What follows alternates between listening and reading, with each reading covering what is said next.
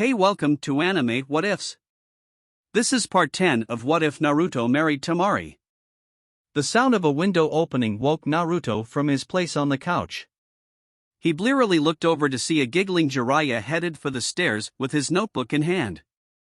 It took him a second or two to get the implications, and when he did, he dive-tackled Jiraiya as he started upstairs. Aro-sennin. What the hell do you think you're doing? He hissed at his sensei. Pouting, Jiraiya put his notebook away. I was just going to do some research, he said lecherously. I have an idea for a new book I call Ika, Desert Rose. Aro-sennin. Naruto growled at him. If you dare put me and Temari-chan in one of your books, I'll tell Bachan about how I got you to train me for the Chunin exams. Jiraiya paled at the threat, holding his hands up defensively. He stuttered. Now Gaki, no need to be so hostile. Today I come in peace. Naruto said, eyeing the man. It wasn't that he disliked the self-proclaimed super pervert. Jiraiya had actually taught him some cool stuff, but he'd noticed a certain trend. Whenever Jiraiya showed up, sooner or later, his life got harder. Extending a hand to help Jiraiya off the floor, Naruto asked the first question that came to his mind. Can I ask what exactly brings you by this early, Aro-sennin? Seeing Jiraiya assume his usual perverted leer, Naruto cut him off. No, what really brings you here? Jiraiya instantly assumed a far more serious expression and posture. Tsunade wants me to be there when you go to speak with the fox. If things go wrong, can you use this to stop you? He said, showing Naruto a complicated paper seal. Naruto examined the seal closely. If I'm reading this thing right, you slap that tag on me, it will cut off my chakra and I'll drop, right? Jiraiya flashed him a wide grin. You're getting better with your Fuinjutsu. That's exactly what this does. Jiraiya frowned as he continued. Tsunade wants us to do this away from the village just in case. I'm gonna take some precautions and set up a barrier seal. You go grab Inoichi and that fox of yours and meet me back where you trained for the exams. Naruto nodded, then froze. Aro-sennin, I think I should let Temari-chan know what's going on. He glared at Jiraiya when the eccentric sage made whipping noises at him. Or, I could not tell her, and when she tracks me down and I'm in my head talking to the fox, you can deal with her. Well, you should probably let your wife know where you're going, said Jiraiya as he bailed out the window. Wuss. Naruto muttered under his breath as he climbed the stairs. Opening the door to their bedroom, Naruto found Temari sprawled across the top of the bed in her usual nightwear of a large baggy t-shirt and panties. Naruto paused to drink in the sight of his wife's long-toned legs. If there was one physical feature of hers he truly appreciated other than her eyes, it was those legs. He blushed as he remembered how smooth they'd been his wedding night, and it was with great effort he focused back on why he was here. Approaching the bed, Naruto gently shook her shoulder. Temari-chan, he called softly. Wake up, Temari-chan. He suppressed his desire to laugh when the girl jerked away and groggily turned to him. Naruto? Was it? She mumbled, still more than half asleep. Naruto sat and ran a hand through her unruly hair. Aro-sennin stopped by this morning. I guess today is the day I go talk to the fox with Reynard. Temari had been relaxing, enjoying the feel of his hand through her hair until she mentally processed the conversation. Her eyes snapped open and she jerked up into a sitting position on the bed, startling Naruto. Rolling her shoulders to work out the kinks, she yawned. All right, I'm awake. Give me 10 minutes and we can be on our way. As she slid off the bed and gathered her things for a shower, Naruto called out. I was just coming to let you know. You don't have to come with. Poking her head back through the bathroom door, Temari glared at him. Naruto, if you're going to do something as stupid and suicidal as taking other people into your head to talk to the Kyuubi no Kitsune, I'm not letting you out of my sight. Ah, it's not that bad, Temari-chan. I get stuck talking to the fox from time to time anyway. Naruto replied, somewhat defensively. Calling out from the shower, Temari sounded annoyed. Baka, you do remember what happened the last time someone was in your head, right? Just in case you forgot, let me remind you, you rammed your own damn Kodachi through your stomach. Naruto winced. He had a feeling that particular act would be used against him in the future with depressing frequency. Sighing as he got dressed for the day, he considered just taking off while she was in the shower but decided against it. His decision ultimately hinged on one crucial fact: he didn't want to sleep on the couch again. Now prepped and ready for the day, his stomach growled, reminding him he hadn't eaten. Headed to make breakfast, he called towards the bathroom as he headed downstairs to the kitchen. Pulling her hair into her trademark style, Temari followed her nose to the kitchen a short time later to find Naruto putting the finishing touches on a pair of omelets. Seating herself at the table, she smiled as he theatrically slid the plate in front of her. Smells really good, Naruto," she said happily as she prepared to dig in. She was a bit irritated that Naruto was a better cook than she was, but her annoyance faded away as she savored her omelet. Still, I really need to learn how to cook, she thought to herself. I'd like to be able to surprise him with something good one of these days. Finishing up, the teens checked their gear and headed out the door and exited the estate. Exchanging glances, the two quickly took to the rooftops as they headed to the Yamanaka flower shop. It felt odd to the two that they weren't linking arms, but it would have made roof running difficult, and they were wearing their shinobi gear anyway. Dropping to the street, Naruto was about to enter the shop when he noticed Inoichi walking around the side of the building. "Hey, Inoichi-san," the boy called politely. "It's time." Nodding at the boy, Inoichi signaled for him to wait as he turned around and headed back around the building. Bored, Naruto amused himself by practicing levitating a kunai with chakra over his palm. He was having some difficulty as he was supposed to use regular kunai, not the much heavier tri-bladed Hiratian ones, for this control exercise. So, focused on trying to hold it steady, he didn't notice as Inoichi and Reynard walked up behind him until Reynard spoke. "Good morning, Naruto-sama," the large gray and red fox said, perhaps a bit too loudly. Cursing, Naruto barely got his hand out from under the blade as his attention was pulled from the exercise. "Damn it, Reynard, you did that on purpose," the boy said, pointing accusingly at the fox. The fox bowed. "My apologies, Lord Regent, I was merely trying to get your attention," Naruto blared, just knowing the fox was mocking him. Maybe having him spend most of 2 weeks with the Yamanakas was a bad idea, Naruto thought, considering the new attitude Reynard had. It was subtle, but the fox seemed to be enjoying annoying him. Making a mental note to find some way to seek revenge, Naruto pushed the matter out of his mind for the moment. "Inoichi-san, Reynard." He nodded at each in turn. Bachan decided she wanted Erosenin nearby in case of any complications. He is currently setting up a barrier seal where we are to perform the mind walk. Seeing the look of confusion on Inoichi's face, Temari decided to clear things up for the man. "Bachan is what Naruto calls Tsunade-sama, and Erosenin is his nickname for Jiraiya-sama." Inoichi's eyes widened in both shock and amusement as he studied the boy in front of him.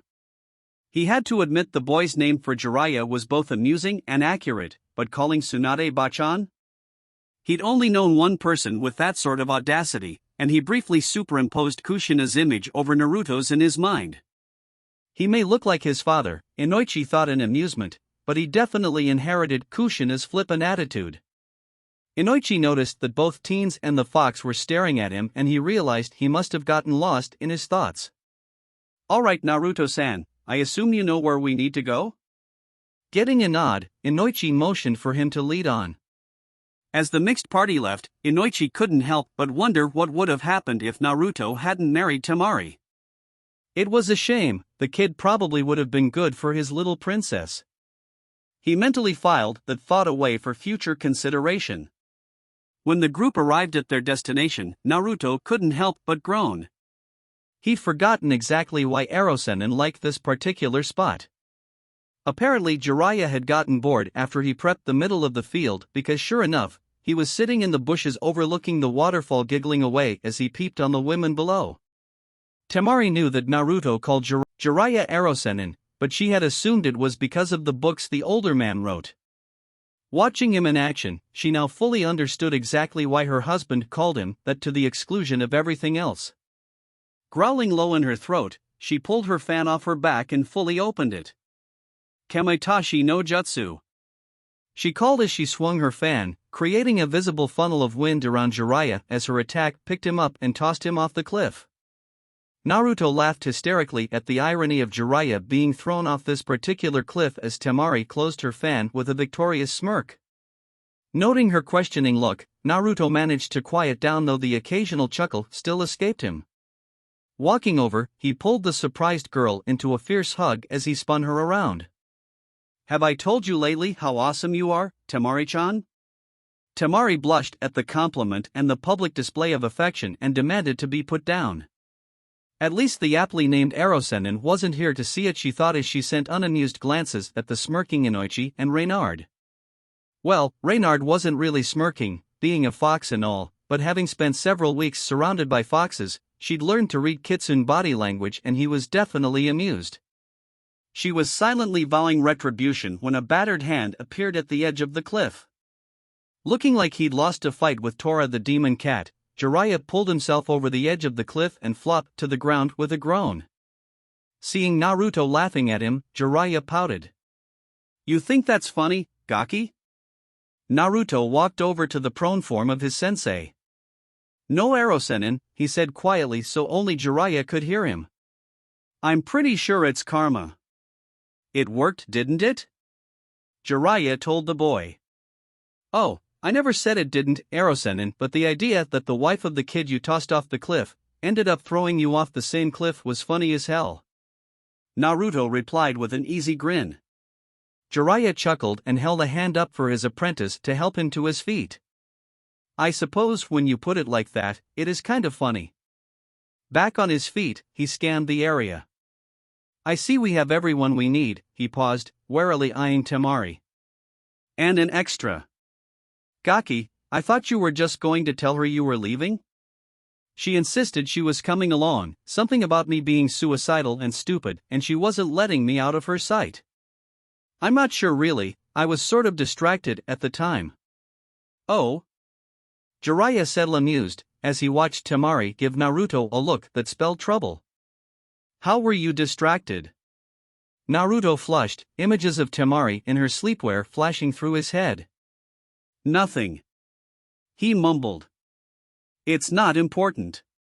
His reaction didn't go unnoticed by Jiraiya, but the old pervert decided to simply file that fact away for future teasing of his apprentice. Clapping his hands for attention, he gathered everyone at the center of the barrier seal. "All right, you all know why we're here. Naruto, I need you to sit here at the center of the barrier. Inoichi, you can be anywhere you want as long as you don't try to cross out of the barrier while it's up. Reynard, same thing as Inoichi." Naruto sat and began to relax himself. He wanted to be able to enter his mindscape as soon as he could. Inoichi sat next to him, and Reynard lay his head on Inoichi's lap. Seeing this, Naruto raised an eyebrow at the two. "It's easier for him to transfer my mind like this," Reynard told Naruto. "It is also really comfortable." Seeing that everyone was ready, Jiraiya sat on the inside edge of the barrier. "You sure you want to be in here?" he asked Temari when she sat next to him. "He is my husband," Temari replied with an edge to her voice. "I shouldn't have to remind you that if something happens to him, it will negatively affect the Leaf/Sand Alliance." Jiraiya gave her a knowing look. "Those are valid points, but I noticed that none of them require you to be in here. Is there perhaps something you're not telling me?" Temari flushed. "Shut up." Jiraiya laughed, then assumed a serious expression. Reaching his hands to the ink line in front of him, he called out, "Naruto, I'm raising the barrier. You may begin." When he pushed his chakra into the seal, a clear shimmering dome formed around the group. When Jiraiya called out, Naruto instantly dropped into his mindscape. He didn't have to wait too long before Inoichi and Reynard arrived. "Ha, welcome to my mind. Watch your step, it's a bit damp here. Motioning for them to follow him, Naruto lead them to the Kyuubi's cage. Ah, it's the warden and guests, I see. Kyuubi said as the group arrived before him. Tell me Ningen, why is one of the lesser cousins with you? Eh? Lesser cousins? Oh, do you mean Reynard? Naruto asked in confusion. If the kitsune next to you is named Reynard then yes. Kyuubi turned his gaze on Inoichi. Ah, I see, you had the father of that mind walker bring him here. You went through a lot of trouble to bring him here. Why? Naruto stared suspiciously at the giant fox. You're not insulting me or threatening to destroy the village or anything. Why? Kyuubi looked annoyed and it showed in his response. You've brought a kitsune. I assumed that this is business and business comes before pleasure. Ah, I see. Naruto said as he massaged his temples to ease his sudden headache. As you have guessed, yes, I have brought Reynard here to discuss something with you. The kitsune consider me to be your regent since you are sealed within me. What are my duties as regent? Kyuubi chuckled in his cage. Ah, I see. Very well, I'm surprised that a human would honor my old oath. Your duties are fairly simple. You must protect and defend the kitsune if and when they request it. I am assuming from the presence of the lesser cousin that the kitsune have requested protection? Naruto sighed. Hi, the idiots in the village hate anything to do with foxes after your attack 13 years ago. So in addition to treating me like crap, they've been hunting and killing the kitsune. All that are left from the woods surrounding the village are now on my estate. Naruto closed his eyes sadly and shook his head. There are probably only a couple dozen left. Kyuubi seemed to expand in his cage as a growl sounded through the chamber. Those fools will pay when I get out of here. You, Ningen, what have you done about this? Naruto shared a wide-eyed look with Inoichi and Reynard. Dear Kami, the fox sounded pissed. I've arranged for Inuzuka vets to tend to them and have offered sanctuary on my land.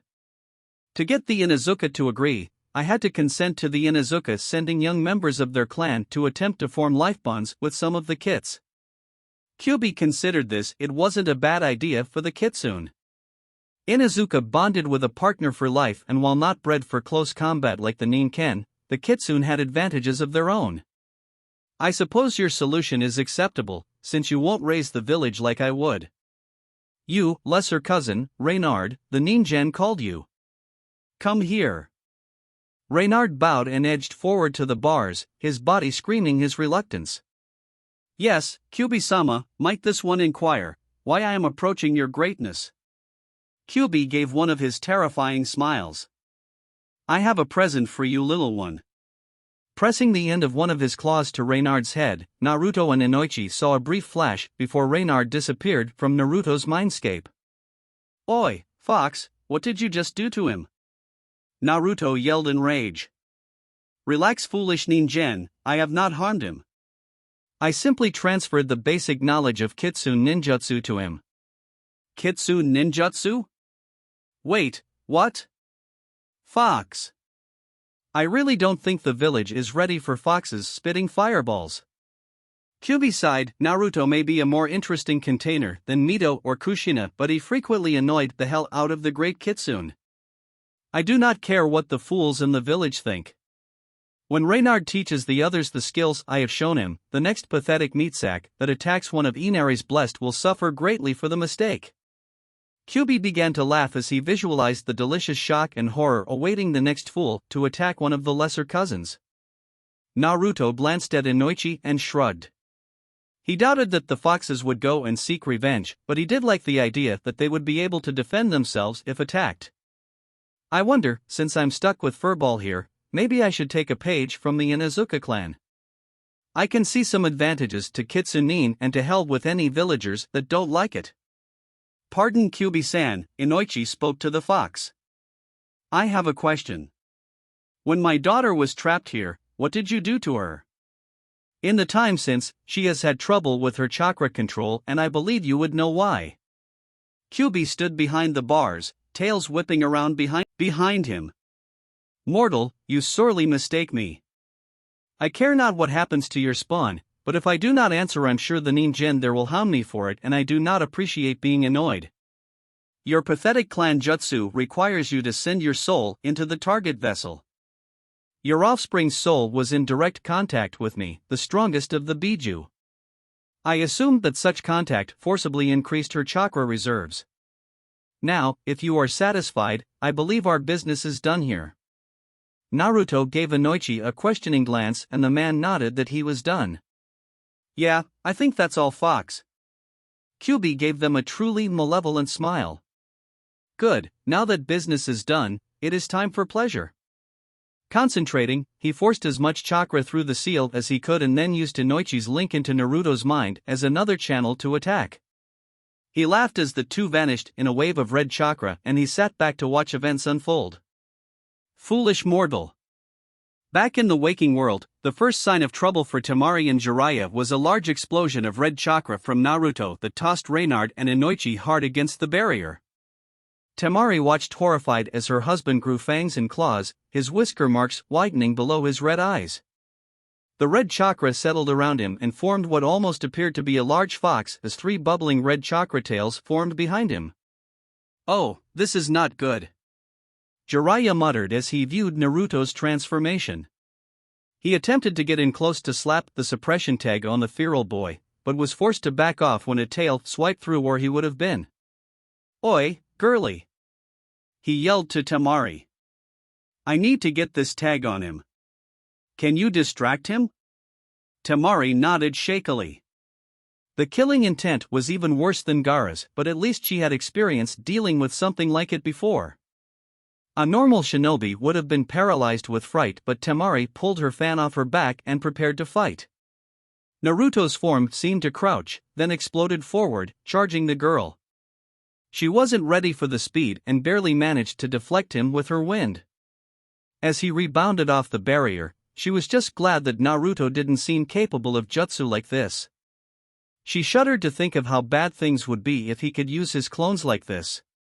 Getting the timing down, she began trying to drive him towards Jiraiya using wind blasts, but it wasn't working as well as she had hoped.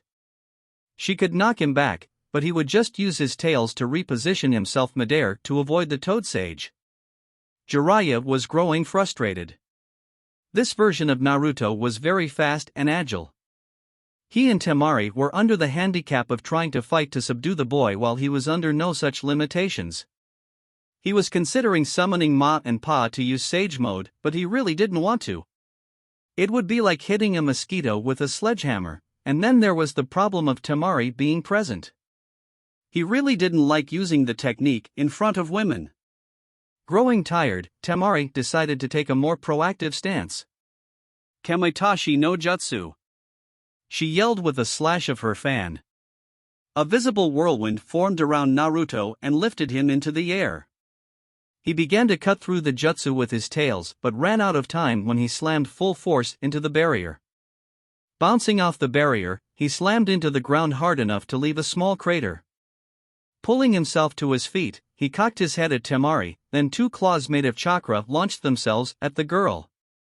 Temari tried to deflect the attack, but the claws ripped through her jutsu and she desperately threw her fan up trying to block. She closed her eyes, not wanting to see the attack she believed would kill her. The claws ripped through the chakra-enhanced fabric of the fan but stopped right before they struck. Temari opened her eyes to see the chakra claws hovering in front of her face. She looked past them in confusion to see Naruto with his hands pressed against his head. A flicker of blue showed through the red in his eyes and she heard him croak, "Temari-chan?" Not one to waste an opportunity, Jiraiya dashed in while he was distracted and slapped the suppression tag on the boy. The red chakra swirled then appeared to drain back into Naruto as he dropped face first into the ground. Temari closed her damaged fan carefully then ran over to the prone form of her husband. She flipped him over as gently as she could and checked him over. She was relieved when he seemed to be fine, just unconscious. Sitting down, she placed his head on her lap and ran her hand through his hair. After checking Inoichi and Reynard and finding them to be in reasonable condition, Jiraiya checked the barrier seal. He was concerned that the formerly shimmering white chakra shell had taken on a reddish tint. He cursed under his breath as his inspection confirmed his suspicions. Seems that when Temari slammed Naruto into the barrier, some of the Kyuubi's chakra had transferred into the seal, supercharging it. It wasn't too much of a concern, he couldn't take the barrier down, but he could feel the rate the chakra was being used, and he figured they were trapped for maybe another couple of hours. The fact that Kyuubi's chakra seemed to supercharge the seal was something he might have to bring up with the Gaki at a later time though. Wandering back over to the teens, Jiraiya smiled when he saw Temari fussing over Naruto.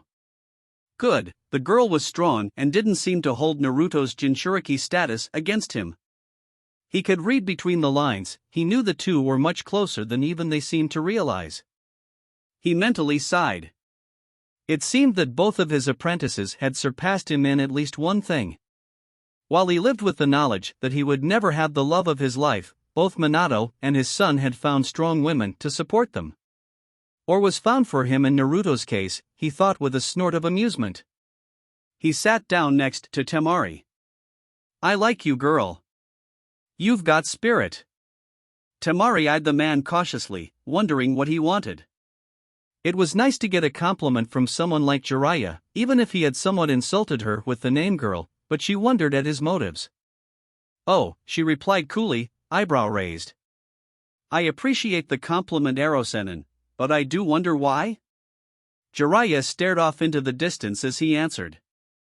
You're good for the Gaki there. He's a good kid and he has tons of potential, but he needs someone close to him to keep him in check sometimes. Temari nodded in response. Yeah, I thought about that during the council meeting the other day.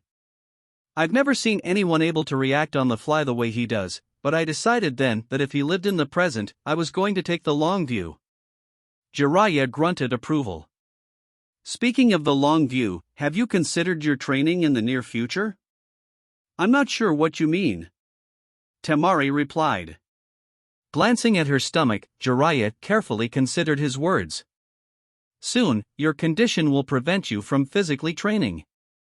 Have you considered branching out into other skills? I haven't really thought about it yet. This is all still really new to me. Temari replied with a frown. Ah, Jiraiya replied. I can see that, but I know Tsunade is beginning classes for Mednin soon. Glancing down at Naruto, Jiraiya smirked.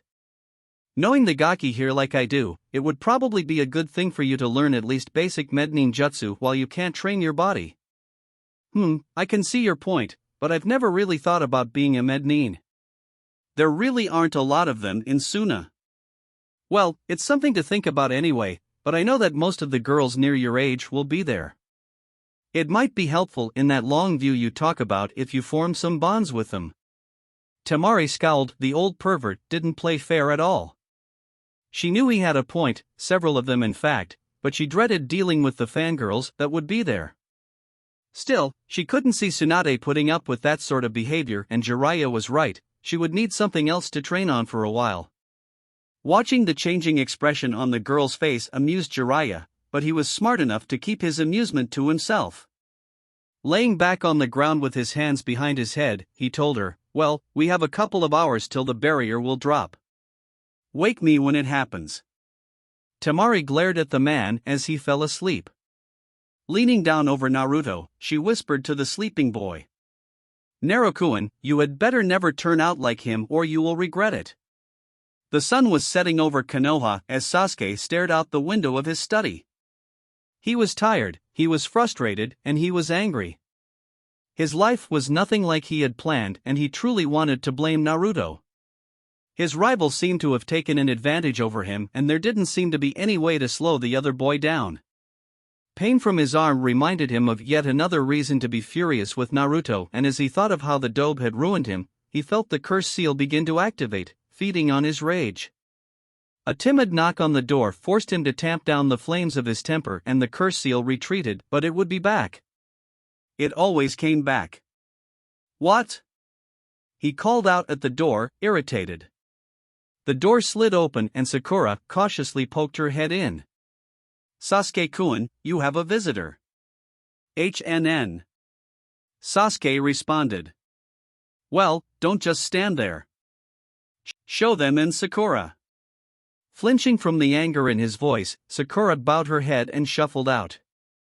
A few moments later, the bandaged figure of Danzo entered the room. Elder Danzo, to what do I owe the honor of a visit? Sasuke said, attempting to be hospitable but mostly coming across as surly.